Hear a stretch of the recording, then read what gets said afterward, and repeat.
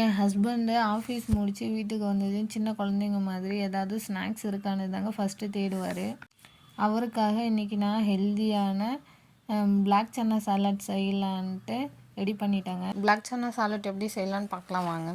அதுக்கு ஒரு கடாயில் ஆயிலு, கடுகு, சீரகம், வெங்காயம், கருவேப்பிலை, பச்சை மிளகாய், கோஸ், தக்காளி, இஞ்சி, வெள்ளரிக்காய், வேக வைத்த சுண்டல், தேவையான அளவு உப்பு, கொஞ்சம் மஞ்சள் தூள், கொஞ்சம் மிளகாய்த்தூள், துருவின கேரட், கடைசியாக பிளாக் பெப்பரு, அப்புறம் கொஞ்சம் மல்லித்தலை தூவி இறக்கிட்டிங்கன்னா ப்ரோட்டீன் சத்து இருக்குது.